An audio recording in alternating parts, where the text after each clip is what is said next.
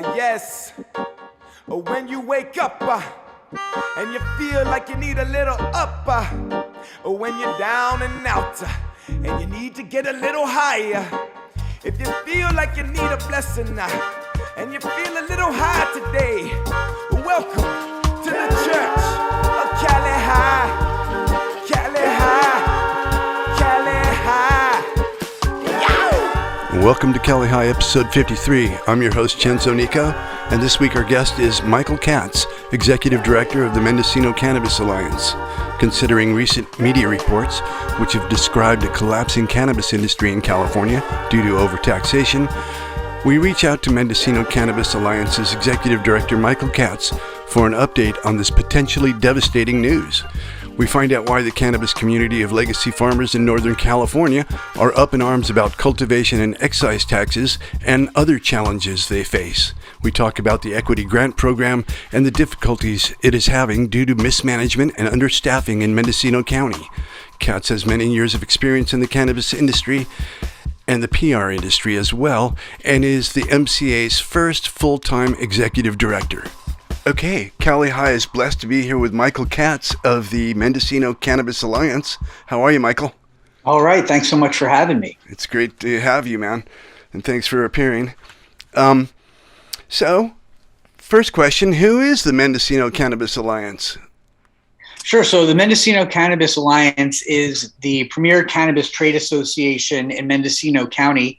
It was founded in 2019, coming together of two different trade groups in Mendocino. One that was focused primarily on business development, economic development, getting the Mendocino name out into the world as far as quality of products and branding and marketing. And the other one was focused more on local and state policy advocacy efforts. And so those two organizations combined to form MCA in 2019. I was fortunate enough to have moved to Mendocino in 2018 and been involved as a founding board member in that organization, and then came on as full-time executive director in November of 2020.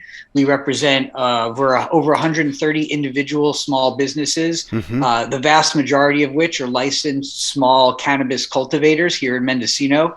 But we also have members who are in other sectors. We represent several retailers and distributors, just folks throughout the cannabis supply chain, and folks who want to see our cannabis communities survive and thrive in this challenging time. So we have great members, we have great sponsors who help to support our efforts, and we're fortunate to be able to have a full-time executive director, which is me, working to advocate on behalf of our members, because there's a lot going on, and it's hard for folks who are farming and who are involved in the other challenging parts of the cannabis business to focus on all of these things at once. Yeah, I hear you. And the reason we're talking today is pretty much taxes, and we'll get to that in a minute. So now you're the Mendocino Cannabis Alliance. What is the Mendocino Cannabis Program?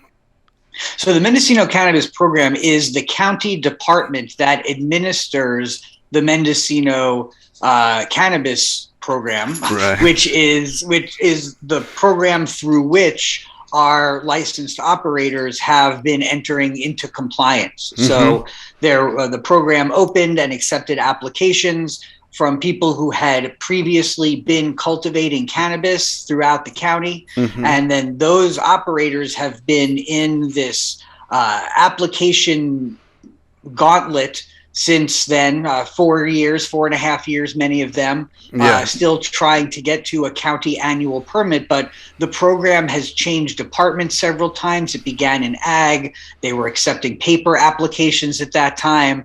Then it moved to planning and building services. And there was a lot of lost applications and people having to submit 4 or 5 times the same paperwork. And so this is the latest iteration of how the county is managing cannabis. And it is it's been made into a standalone department. And so they are kind of in charge of administering the cannabis program on behalf of the Board of Supervisors. Right. Okay. So we're going to come back to them. But let's go on to last week. So last week there was a protest in Sacramento to bring attention to the strain on farmers and the industry in general. caused by cultivation tax and tax in general, right? Sure. So it was the rally last week was put on primarily by Supernova Women, which is an equity advocacy group based out of the Bay Area. Mm-hmm. And we, as MCA, were able to participate because Origins Council, who is our state level advocacy organization made up of trade associations from 6 different heritage cultivating regions, was a part of organizing, but at the lead of Supernova Women. And so there were 2 primary requests at the rally last week. One was a removal of the cultivation tax, mm-hmm. and one was a removal of the excise tax for equity retailers throughout the state. And so, there are 2 areas where we see extensive taxation that does not occur in the unlicensed market, that is, really putting the licensed market behind and at a competitive disadvantage. And so, the equity community, the people of color, and the BIPOC community who have struggled severely at the hands of the war on drugs have a lot in common in that arena with the small operators who have been subject to the war on drugs as cultivators in the Northern California region. Humboldt and Mendocino have some of the most examples of paramilitary activity towards the eradication of cannabis in the state. And so, ongoing to this day. Ongoing, sadly. Mm-hmm. And so there's still a lot of issues to be worked out, but it was very uplifting and inspiring to see these communities come together at the state capitol and call for this essential tax change together. Mm-hmm. And so for our listeners, can you just tell us how much is the cultivator's tax per ounce?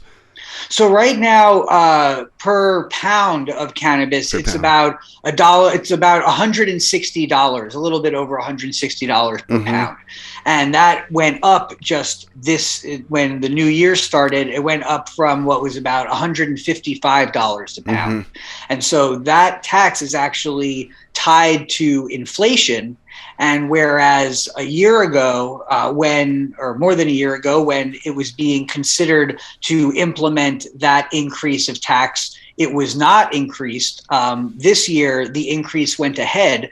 And so, unfortunately, because of the corresponding market crash, what it means right now is that tax of $160, which maybe that used to be on product that was selling for anywhere at $1,000 a pound or over, mm-hmm. So that's still a 15 to 20% tax right there, has now shifted to, since product is available, is selling on the market for between $300 and $500. In some cases, we're looking at a 50% tax. Mm-hmm. On that product. And so that's unsustainable. It would be unsustainable in any industry, but it's particularly unsustainable in light of all of the other fees and licensing requirements that are put upon these operators. And specifically in Mendocino County, none of these cultivators have sites larger than 10,000 square feet. Uh-huh. So it's the smallest of the small cultivation that is still being treated like the largest of the large, and they don't have the resources and they don't have the runway to, wait this out. Yeah, and they don't take into account the law of supply and demand on the price with the tax. So it's just a fixed tax. Yes, and that's a challenge for us in Mendocino as well. In our local tax ordinance, we have guaranteed minimum requirements owed to the county annually. And so, if you have a 10,000 square foot permit, but you're only cultivating 5,000 square feet, mm-hmm. you're still responsible to pay the full minimum tax on the 10,000 square feet. Whether or not you are even able to sell that product, whether that product experiences crop loss, that tax is just required to participate in the program. But the payment of that tax has not resulted in any real services or support for the folks who have been paying it. Mm-hmm. And is there any other agricultural product that has a cultivator tax? Not that we're aware of, no. Yeah. And, okay, that's kind of unfair. And so the excise tax then is also, you're asking for that to be removed as well? Yeah, so the excise tax is interesting because it comes at the end of the supply chain, Mm-hmm. but it has to be paid before the product actually is sold. Right. So when a distributor is transferring a product to a retailer, they're responsible to pay in advance this 15% excise tax. And it's either based on a complicated formula if it's wholesale pricing, or a slightly less complicated formula if it's retail pricing. But it breaks down to roughly a wholesale product is going to be marked up 27% to cover the excise tax, and the price at retail winds up being marked up about 15%. But the result of this and all of these taxes that we're talking about wind up with prices to the consumer that are, 30 to 50% higher than they're paying in the unregulated market. Mm-hmm. And so when we're guessing or estimating that maybe there are, 8 or 9 illicit shops compared to one licensed shop, and those options are providing way discounted prices with products that to uneducated consumers just look like licensed cannabis products, you're putting the licensed community at an incredible disadvantage, especially when the intent of Prop 64, as it was voted in by the people of California, was to provide a sustainable transition for these existing businesses and to create a California cannabis industry of small and medium-sized businesses. Right now, instead, what we're seeing is an extinction event after extinction event of these smaller businesses. And if there's not drastic measures taken soon at the county and state levels, we're going to see a lot more people have to leave the licensed market. Mm-hmm. And the black market is thriving. At least it is down here. I got to tell you, I've, in the course of my job, I've tried to get interviews with some of these people. There's illegal distro warehouses where there's thousands of pounds moving, with several different distributors. And sure. Yeah. Well, first, I just like to recommend, words are so impactful these days. We tend to try to not use the term black market, mm-hmm. because we find that it contributes actually to a culture of white supremacy, like the idea that like black market bad, white market good. Right. And so, terms like illicit market, unregulated market, traditional market, just as a general, word choice. I'm going to cross that out of my question. Yeah. Illicit and then, market. Illicit, traditional, unregulated. But yeah, the truth is that the unregulated market has, a fraction of the has a fraction of the restrictions and bottlenecks that are placed on folks in the licensed market. Mm-hmm. And as you point out, there have been articles that have come out about these so-called burner distros, where folks full well are operating businesses that are not intending to be compliant, and, ultimately potentially impacting small operators who are, mm-hmm. because as we know, as you may know, it's the distributor who's responsible for remitting the cultivation tax from the small farmer to the state. So if a distributor is operating illegally and not remitting that taxation, ultimately that can come back to harm the small operator. Uh-huh. And from the articles that have been out there, it seems that this is there's awareness that this is happening, but there's very little being done to stop it. And so we have been advocating for more and more direct access opportunities for our small farmers, not to have to go through this very convoluted, expensive, and unreliable supply chain, and be able, like any other small farmer in any other crop or industry or sector, to mm-hmm. be able to sell directly to consumers what they're cultivating. Cannabis, small cannabis farmers, or any cannabis farmer who can't afford to set up a retail license is basically unable to receive the full value of their product at market. They are right. by necessity required to work through this entire supply chain that separates them from the consumer and separates them from the value that they're producing. And it's creating mm-hmm. this, this untenable and unsustainable situation. Yeah. Well, wineries can sell directly to the consumer. You go to a wine tasting event at the winery and you can buy the wine right there, right? So sure. Yeah, sorry about that. Rural living. It's okay. I just kept rolling. What the hell? I'll edit that out later. So I'm back. Yeah, I was just kind of like throwing out that rhetorical question. The California wouldn't put up with an illicit alcohol market, right? Sure. Well, I mean, I think that it is important to note that we are still at the very beginning of the end of cannabis prohibition. Like, cannabis Right. prohibition exists. Mm-hmm. We are not outside of that paradigm. Just because we have a state regulated program, it's still not legal in any meaningful sense. I mean, there have been reductions in criminal charges that can be filed, but that has not solved the problem of people of color being incarcerated at greater numbers because of cannabis than not. And so, we're still not seeing the social justice or racial justice that we would want to see from a truly legalized cannabis community. And so, the struggles that we face are substantial, and they're based largely on that fact. So it took a while for direct sales of alcohol. That was the thing too, and it didn't happen immediately. And the cannabis industry has many different voices in it who are representing many different constituencies. We have the small operators, the legacy operators who are trying to make the transition into the new market. You have that includes in both, the rural and urban areas of the state, all of whom were negatively impacted by the war on drugs and continue to be to this day. But you also have the kind of new industry, the outside capital, the more traditional business interests that are trying to capitalize on a perceived green rush. And what that has done, with the oversupply and the fact that the 1 acre cap that was built into Prop 64 was never enforced or made reality. What we're seeing that right now with the crash in the market, and unfortunately, it hasn't led to lower prices for consumers either, and it hasn't led to a reduction in the illicit market. And so, it's important to take a really 50,000 foot view of this system and see how challenged it is. And we and the different constituencies certainly have different opinions on how things should go. And so it's really about working with legislators and regulators and trying to push the needle in the right direction for our communities. And how successful do you think your efforts are going to be with getting rid of those two taxes, the excise and the cultivators tax?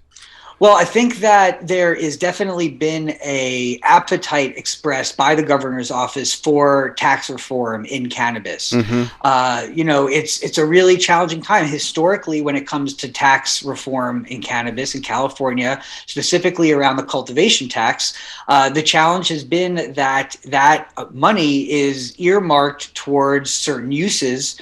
And so the groups that align with those uses, labor, for example,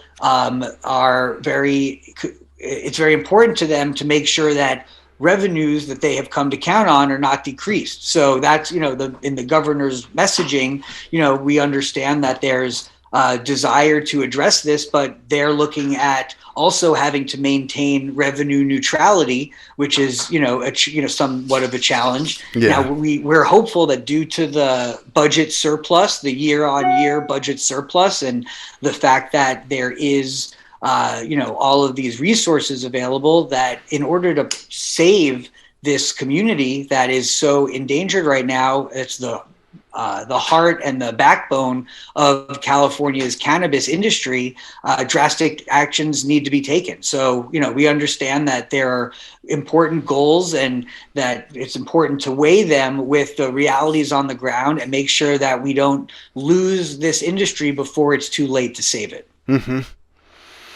Well, it seems to be in danger. I noticed that media is reporting the cannabis industry is on the verge of collapse due to overtaxation. Where do you think we go from here to solve this problem, Michael? Well, I think it's a combination of things. It is the state level, and there will be legislation that's coming out for this year that is going to address many of these topics. The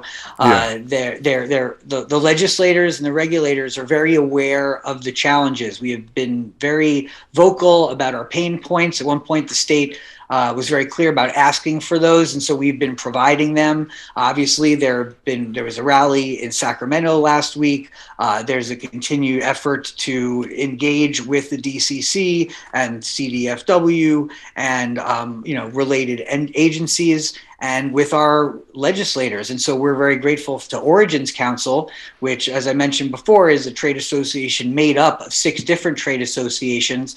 And those are from Humboldt, Nevada County, Big Sur, Trinity, Sonoma, and Mendocino. And together we actually create the largest cannabis advocacy organization in the state. And so Origins Council is working diligently on these key points because they really affect hundreds and hundreds and honestly thousands of stakeholders that are in the licensed market right now that are, really need the support of the state to be able to make it through this transition. Yeah. Well, isn't the Origins Council, they also were working on an appellations program, right? Sure. So Janine Coleman, who's the executive director of the Origins Council, she is a co-founder of the Mendocino Appellations Project and was integral in the working groups with CDFW and the California Growers Association discussing appellations. And so, Origins Council has been, and the leadership therein have been strong voices in advocating for this program. And we're excited to see certain regulatory updates being considered. The goal is not to rush to market with this program. The goal is to bring it in with all of the appropriate safeguards, make sure it's really viewed internationally and nationally as a real thorough program based on internationally accepted standards that will give it some teeth, and really be able to put increased value behind the products of our communities that we already know are so valuable. Yeah, that's cool. So coming back to Mendocino, what about the Equity Grant Program funds, and who are they designated for, and how is that going? Sure. So the local equity program is funded by the state, and the equity programs statewide are designed to address negative impacts from the war on drugs. And so every county or municipality has the opportunity to provide to the state what's called a needs assessment to determine what is the need of the community, how much impact has the war on drugs had to this community, and what are their needs to be able to try to alleviate some of that damage.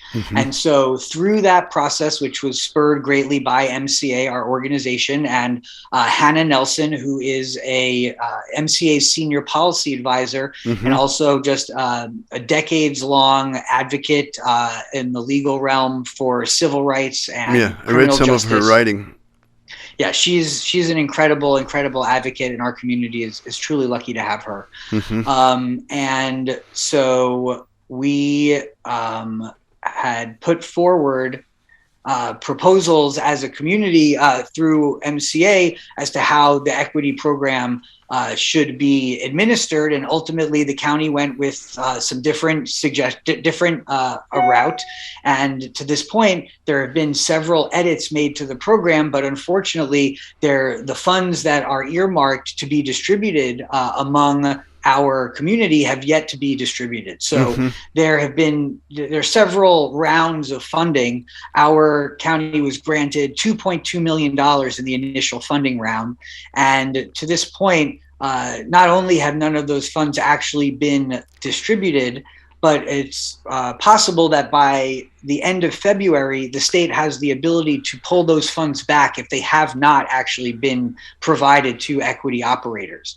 And so we have been advocating for the removal of barriers to get those funds distributed. But, certainly right now, the goal of the equity program is not being met because the funds they're not the county's funds, they're the state funds that are earmarked for these individuals, and the program to disperse them as set up by the county has proven to be, inadequate.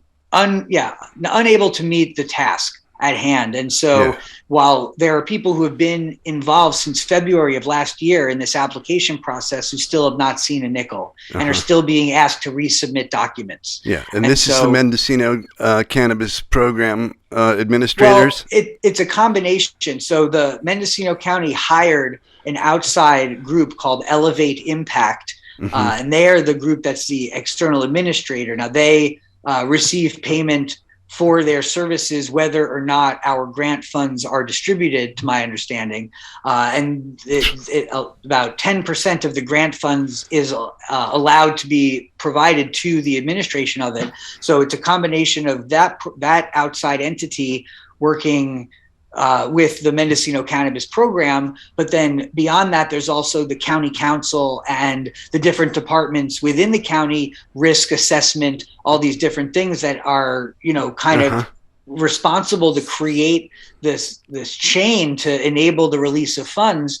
And unfortunately, it came to our attention that process to develop those agreements even was not begun until it was time to start giving them out to applicants. Yeah. And so we're behind the 8 ball 100% and really need swift action to make sure that these funds are not lost and that future funds that come in are able to be distributed in an efficient and effective way so they can meet the goals of the program. So did I hear this correctly? So the outside entity that came in to administer the program gets like $250,000 to administer the program, whether they even give out any money or not. That's the agreement that they have, is that they are able to, receive up to 10% of the grant funds to administer the program. They have several grant administrators underwriters working on the program, emailing with the applicants, but there has been no direct grant funds released. Mm-hmm. And what's the name of that entity? That is their Elevate Impact. In Mendocino County, the website is Elevate Impact Mendo. And they also apparently operate equity programs in other jurisdictions. I'm not 100% familiar what their track records are there. They're all very nice people, but we have yet to see any money actually hit the hands of the applicants. And it's certainly not all on them. It's a function of the county's program being understaffed, unfortunately, unprepared to address this as it was coming in with all of the other things that are happening. And so there really is a global issues. There are global issues that really need to be addressed. And this is just a symptom of those. Yeah. Well, interesting. I hope this all works itself out. And I know that any recreational user as well as a medical cannabis user is experiencing prices that are unsustainable for them as consumers even, Absolutely. Yeah. People have less and less resources. Yeah. And if we want to see the, small businesses survive in California, especially, let's remember, small cannabis businesses do not have access to federal relief funds. Right. So any funding that's come in as part of pandemic relief has not gone to cannabis farmers. Let's also remember they can't write cannabis taxes off. Yeah, 280E at the federal level, cannabis operators can't write off basic business expenses that every other business is able to. So they're really getting siphoned. They're really getting siphoned from all sides. Yeah. And what we need is relief and support, for these small businesses. Otherwise, we're going to see mass changes to the socioeconomic fabrics of these small rural areas, and that's going to be really hard to address, even harder than it is today. Yeah. Well, it's a big part of the economy. Well, Michael, I want to thank you for coming on Cali High this morning. And we're going to check back in with you probably in a few months and see how things are going. Is that okay? Absolutely. We'll be happy to keep you posted. Hopefully we'll have some good news at that time. Yeah, I hope so. And hopefully I'll get up there and check out all 150 of your farms. Yeah, it's beautiful up here in mid-late summer. Just come on up. We'll show you around. Okay, I will do that. Excellent. Well, thanks so much for having me. All right, Michael, have a great day. Cali High out. Peace. Peace, bro.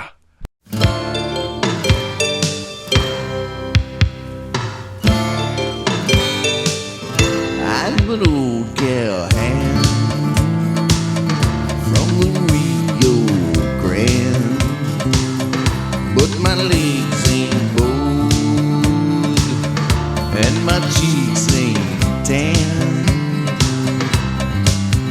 I'm a cowboy who never rode a cow, never rode a steer 'cause I don't know how, and I sure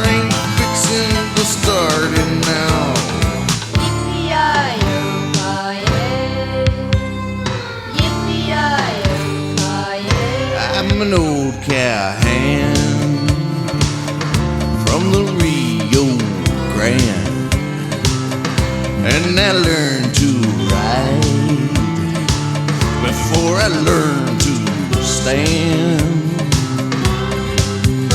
I'm a riding fool who is up to date, and I know every trail in this Lone Star State, 'cause I ride the range on my 438. Yippee-yi-yo.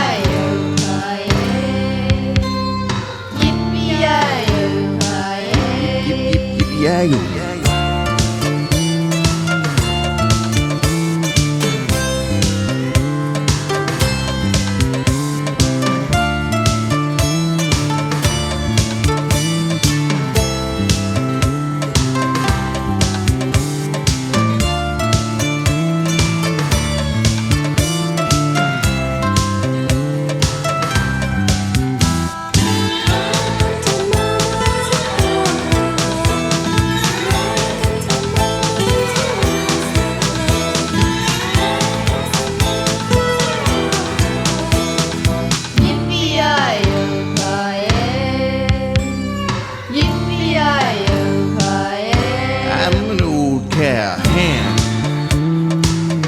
from the Rio Grande. That's me, yeah. And I came to town just to hear the band. I know all the songs that the cowboys know about the big corral where the nuggies go, 'cause I learned them all on the radio.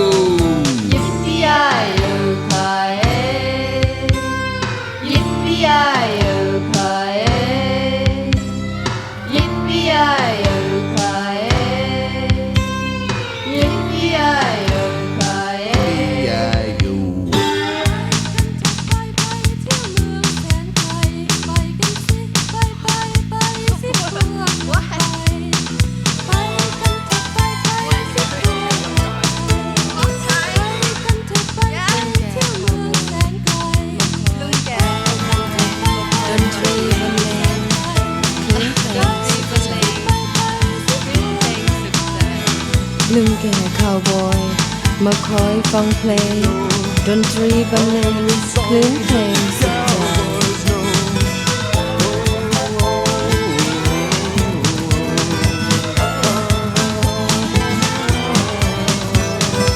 ลึงแก่ cowboy มาคอยฟังเพลงดนตรีบรรเลงคลื่นเพลง